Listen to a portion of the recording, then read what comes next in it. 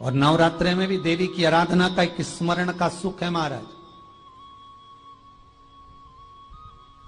ज्योत का विधान है, नवरात्रे में देवी की ज्योत लगती है, अखंड ज्योति लगती है, जवारे बुआए जाते हैं, कलश लगता है। ज्योत का भी विधान है। जिसके यहां दिया अखंड जलाया जाता है, अगर वो दिए की लो, दिए की बाती अगर दक्षिण दिशा की होती है तो उसके घर में साल भर में एक घात जरूर होती है।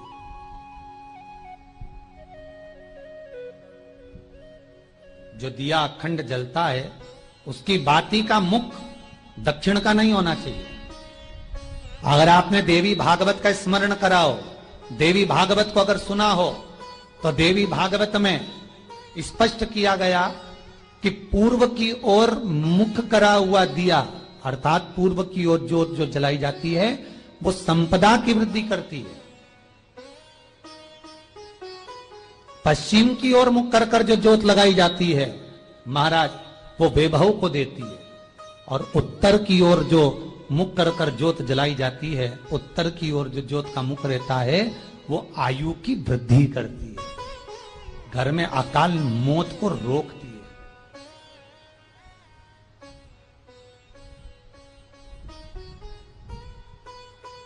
रात्रि का जो भाव तत्व है उसको भी अच्छे से समझ लेना। दक्षिण की ओर ज्योत ना लगाएं। अगर आपको लगाना है पूरब की लगाएं, पश्चिम की लगाएं या उत्तर की लगाएं। और जितने दिन महारानी जगदम्बा जगतधात्री दुर्गा भवानी, अब की बार माता जी घोड़े पर आई है। हर बार देवी बदल बदल के आती है, इस बार जो नवरात्रे आए वो घोड़े के आए। तो घोड़े पर जो देवी जी आती है वो समृद्धि को देने वाली आती है, लक्ष्मी की वृद्धि करने वाली आती है। जैसी घोड़े की रफ्तार होती है उस रफ्तार से लक्ष्मी घर में आती है। तो ये मत सोचना कि कोरोना महामारी ने हमको नीचे गिरा दिया या कोरोना महामारी ने रोक दिया, कमाई के स्रोत रोक दिए, धन रोक दिया। चिंता मत करना। मेरी मां जगत जननी दुर्गा भवानी अब की बार घोड़े पर आई है। साल भर में इतना धन दे देगी कि आपने पीछे के 4 साल में नहीं कमाया होगा, इतनी मेरी मां भंडार भर देगी। ये घोड़े पर आई है, कोई साधारण नहीं हो सकता। देवी भागवत में स्पष्ट किया गया, जब जगदम्बा मगर पर आती है उसका भाव अलग है, और जगदम्बा जब हाथी पर आती है उसका भाव अलग है, और जगदम्बा जब घोड़े पर आती है तो जगत को समृद्धिवान बना देती है, वैभव में कमी नहीं आती। अभी भले दुनिया के लोग अभी रोते हैं कि पैसा नहीं आ रहा, कोरोना महामारी ने सब तोड़ दिया, रोक दिया, पर चिंता ना करना। मेरी मां अगर घोड़े पर आई है तो उसका सुख आपको जरूर मिलेगा। एक जरा सी मिट्टी की दुकान भी अगर आप खोल कर बैठेंगे तो चांदी और सोना के बराबर कमाएंगे, इतना धन देगी वो मां। साधारण नहीं है मेरी माता। तात्विक सुख का आनंद देने वाली, लाभ तत्व प्रदान करने। और नवरात्रि में भी अगर आपकी कोई कामना है, आपकी अगर इच्छा है, आपका मन है, तो जगत जननी की आराधना करो। पति और पत्नी में अगर क्लेश है तो जगदम्बा के मंदिर में मक्खन चढ़ाओ, प्रेम बढ़ जाएगा। आपको लगता है कि पति कोई अन्य स्त्री से लगा हुआ है या परिवार टूट रहा है, तलाक तक पहुंच गया है, तो माता के मंदिर में आप ध्वजा लगवाइए, उस ध्वजा पर मक्खन लगाकर लगवाइए, आपको लाभ मिलेगा। महाराज, यदि आपको लगता है कि बच्चे बहुत ज्यादा अपशब्द बोल रहे हैं, मुंह चला रहे हैं और प्रेम नहीं रख रहे, तो माता के मंदिर में लाल पुष्प, लाल चंदन और लाल चूड़ी मां को समर्पित करिए, प्रेम बढ़ेगा। बच्चा कभी आप जी से कम नहीं बोलेगा, प्रेम की भाषा निकलेगी मुंह से। मां जगत जननी की आराधना, जगदम्बा की उपासना। नवरात्रे में 9 दिन में से कोई एक दिन ऐसा ले लो जिस दिन कन्याओं का भोजन कराओ, साथ में उनको लाल चुनरी ओढ़ाओ या कोई लाल वस्त्र, लाल पूजन की सामग्री उनको दो, सुख मिलेगा, आनंद आएगा। क्यों बोते हैं?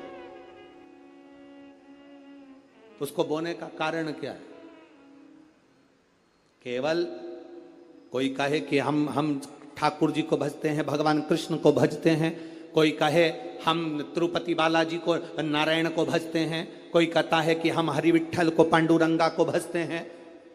हमारे यहाँ हाँ हम इनको भजते हैं तो जवारे नहीं बोते, ना ना, पुष्टि मार्गी है, ठाकुर जी की सेवा करने वाला है, उसके यहाँ भी ये 9 दिन जवारे बोए जाते हैं। रामानुज संप्रदाय से जुड़ा हुआ है, नारायण की पूजन कर रहा है, उसके घर में भी जवारे बोए जाते हैं। पांडुरंगा हरि विठ्ठल की उपासना कर रहा है, उसके घर में भी जवारे बोए जाते हैं। जवारे का महत्व हमारे यहाँ शास्त्र कहता है। क्या महत्व है उसका, क्या फल है उसका? महाराज, जब देवी माता ने दुर्गा भवानी को पंचायत में बुलाया गया, शिव पंचायत में मां दुर्गा बैठी हुई है, और शिव पंचायत में जब दुर्गा भवानी बैठी, उपद्रवियों ने उपद्रव मचाया, अहंकारियों ने अहंकार मचाया, असुरों ने, राक्षसों ने हाहाकार मचाना प्रारंभ करा। तब उस समय पर देवाधिदेव महादेव माता पार्वती को देखकर, दुर्गा भवानी को देखकर मुस्कुरा रहे थे। केवल शिव मुस्कुरा रहे हैं, पार्वती को देखकर, दुर्गा भवानी को देखकर, मां जगत जननी को देखकर केवल मुस्कुरा रहे हैं। तब देवता सूर्य नारायण ने भगवान शिव जी को देखकर हाथ जोड़कर प्रार्थना करी। भास्कर देव बोले, सूर्य नारायण बोले, बाबा मेरे मन के संशय को मिटा दीजिए। शिव जी ने पूछा क्या काम है, बोलो क्या चाहते हो? शंकर भगवान से सूर्य देव, भास्कर देव कहते हैं, प्रभु आपके मुस्कुराने का कारण क्या? भारत की भूमि पर जितनी जगह पर भी आप लोग कथा सुन रहे हो, आस्था चैनल पर, फेसबुक, यूट्यूब पर जितने लोग कथा सुन रहे हो, बड़े ध्यान से सुनना कि जवारे क्यों बोए जाते हैं। नवरात्रि में जवारे की महत्वता क्यों होती है, क्यों बोया जाता है, मिट्टी में गेहूं डालकर क्यों उत्पन्न किया जाता है, उसकी महत्वता क्या है? सूर्य नारायण पूछ रहे हैं भगवान देवाधिदेव महादेव से, आप दुर्गा भवानी को देखकर मुस्कुराए, आप हंसे हैं, आपके चेहरे पर प्रसन्नता आई है, कारण क्या? और महाराज देवाधिदेव महादेव ने कहा, यहां भगवान विष्णु, गणेश जी, भास्कर देव, आप सब बैठे हो। असुरों ने आक्रमण कर दिया, असुरों ने आक्रमण करा है, और वह असुर आक्रमण कर दिए हैं तो वो असुर प्रवेश कर रहे हैं, उपद्रव मचाकर, हाहाकार कर कर नष्ट करने वाले हैं इस पूरी पृथ्वी को। तो फिर उसको बचाएगा कौन, कैसे बचेगा? शिव जी ने कहा चिंता मत करो।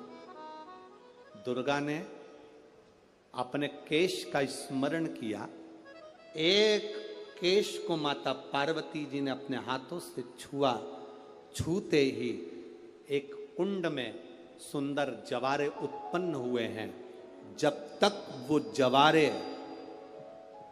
बड़े नहीं हो जाते, जब तक वो जवारे थोड़े प्रबल नहीं हो जाते, तब तक एक भी असुर प्रवेश नहीं कर सकता, हाहाकार नहीं मचा सकता और अंदर आ नहीं सकता। शिव महापुराण की कथा कहती है, जवारे जिसके यहाँ बोए जाते हैं, जवारे का, आप लोग कहते हैं कहीं पर देवी जी बैठी हैं, किसी के यहाँ मिट्टी की मूर्ति आई, 21 फीट की, 41 फीट की, 15 फीट की, 10 फीट की, 25 फीट की देवी जी की प्रतिमा स्थापना हुई।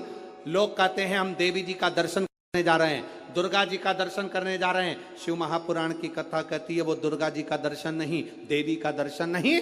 नवरात्रे में जहां जवारे बोए जाते हैं वहां मात्र आप पांव रखते हैं तो अपने घर में से क्लेश दूर हट जाता है, अहंकार दूर हट जाता है, अभिमतता दूर हट जाती है, तकलीफें दूर हट जाती है।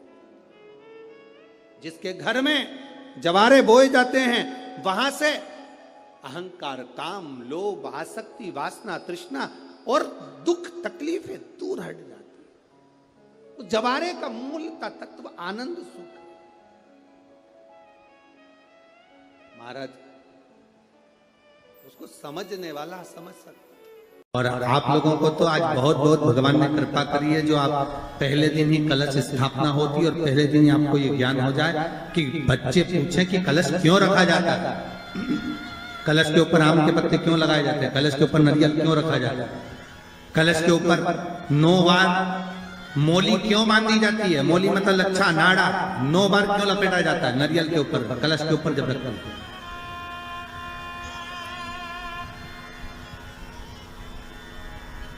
कलश के ऊपर जब जब श्रीफल रखाता है, नारियल रखाता है, तो उस पर 5 बार 7 बार मोली नहीं लपेटी जाएगी, तो 9 ही बार लपेटी जाएगी। 5 या 7 बार लपेटते हैं तो कहते हैं कि लक्ष्मी की छिन्नता होती है, और वो 9 बार लपेटी जाती है तो भरपूर लक्ष्मी का भंडार भरती है। क्यों क्यों कहते हैं उसे? भगवान कुंभ का निर्माण कर रहे हैं, भगवान कलश का निर्माण कर रहे हैं, और भगवान स्वयं ब्रह्मदेव कर रहे हैं कि आप ऐसा निर्माण कर दो जिसमें 33 कोटि देवता स्वतः विराजमान हो जाए। तो भगवान ने उस कलश का निर्माण कर दिया। अब कलश का निर्माण करा तो स्वयं भगवान ब्रह्मदेव बोले, प्रभु इस कलश के अंदर मेरा स्थान कहां है? मेरा स्थान कहां है?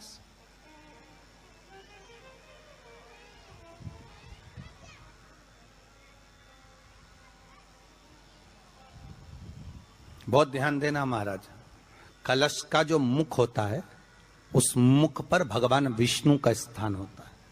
किसका स्थान है? भगवान विष्णु का। थोड़ा सा नीचे आओगे, जहां से कलश का मुख दबा हुआ होता है, वह जगह भगवान स्वयं शिव की होती है।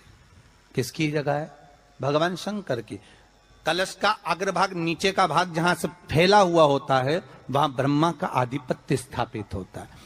फिर कलश का जो नीचे का भाग होता है वो भगवान शिव और शक्ति का स्थान होता है।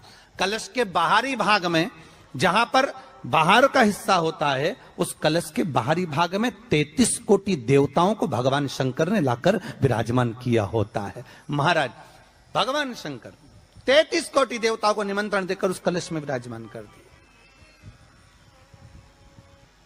कितना सुंदर लिखा है देवी भागवत के अंदर कि जहां कलश की स्थापना होती है उस जगह पर किसी देवताओं को बुलाने की जरूरत नहीं होती। 33 कोटि देवता उस जगह पर स्वतः विराजमान हो जाते हैं। स्वयं 33 कोटि देवता स्वयं वहां विराजमान।